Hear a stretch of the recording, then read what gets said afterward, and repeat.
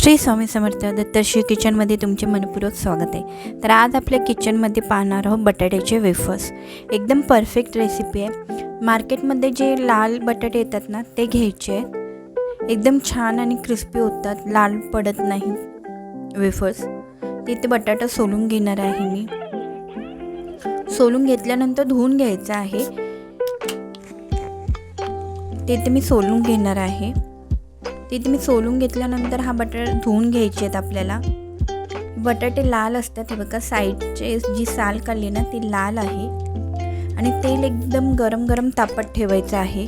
एकदम फास्ट गॅसवर गरम झालं पाहिजे, एकदम सणसणीत तापलं पाहिजे। त्याच्यानंतर एक बटाटा टाकून बघायचा।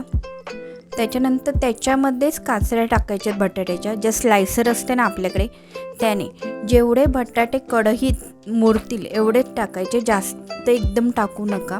तर मी इथे अर्धा बटाटा टाकलेला आहे। मोकळे मोकळे झाले पाहिजे। जर हे एकमेकाला चिकटले तर जे चिकटले ते नरम होतील, क्रिस्पी होणार नाही। तर चमच्याच्या साहाय्याने हलक्या हाताने आपल्याला ते मोकळे करायचे आहेत।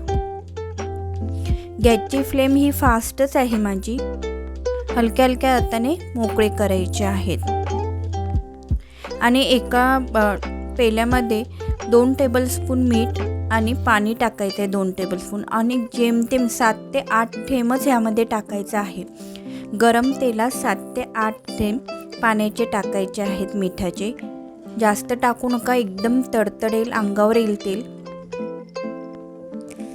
फक्त आपल्याला 7 ते 8 थेंब पाण्याचे टाकायचे आहे आणि चमच्याच्या साहाय्याने हलवायचे आहे। असं 2 वेळा करायचं आहे आपल्याला, कारण पाणी टाकल्यावर ते तडतडेल, अंगावर यायची शक्यता आहे। म्हणून 7 ते 8 थेंब टाकून लांब जरा राहून चमच्याच्या साहाय्याने बटाटे हलवायचे आहेत।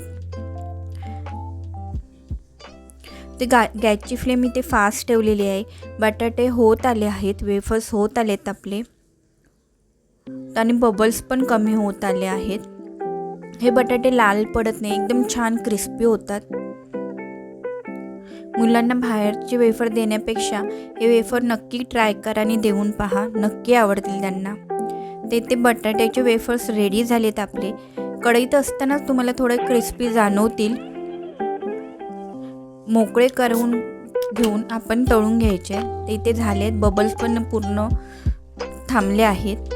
तर हे एका चाळणीमध्ये प्रथम काढून घ्यायचे आहेत आणि तेल नितळत ठेवायचं आहे। तिथे मी चाळणीवर काढून घेणार आहे। एकदम क्रिस्पी झालेले आहेत आणि असेच बाकीचे देखील करून घेणार आहे। असेच मी बाकीचे देखील करून घेणार आहे।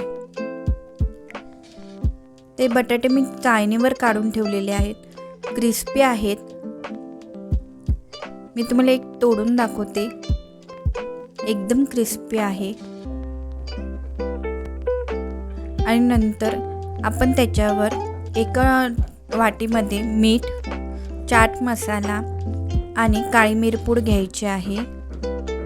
मीठ, चाट मसाला आणि काळी मिरपूड घेतली आणि मिक्स करून त्याच्यावर थोडं थोडं टाकून मिक्स करून घ्यायचं आहे।